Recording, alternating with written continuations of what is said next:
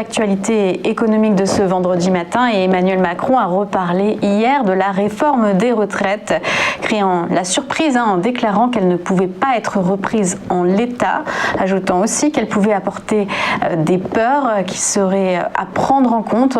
La réforme avait été suspendue avant la pandémie en mars 2020 et tandis que la majorité est aujourd'hui divisée sur le sujet, le président, lors de son déplacement dans le Lot, a précisé attendre les recommandations des experts Jean Tirole et Olivier Blanchard et vouloir privilégier le débat sur le sujet.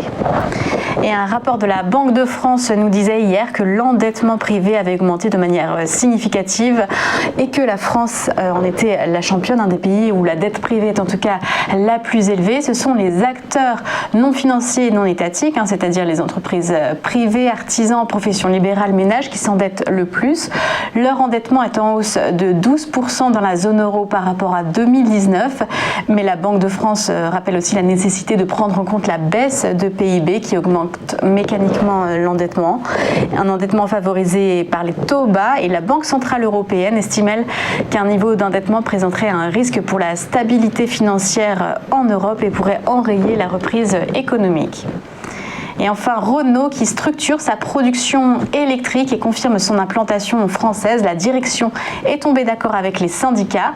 Le pôle électrique du constructeur sera situé dans le nord de la France. 3 usines sont concernées, celles de Douai, de Maubeuge et de Ruitz, regroupées dans une entité appelée Renault Electric City.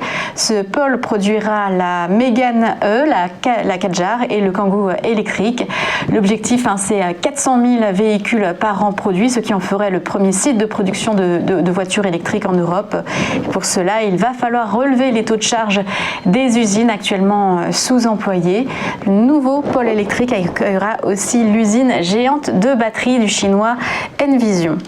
Et du côté des marchés financiers, repli parisien hier sur le CAC 40, les 6500 points ont néanmoins été préservés, 6507, des volumes très réduits, moins 0,2% à la clôture. Vous pouvez retrouver les chiffres sur tvfmedia.fr. Wall Street a marqué aussi un coup de faiblesse hier soir en clôture, notamment le Nasdaq avec un repli des valeurs de la tech. Le Dow Jones était presque à l'équilibre.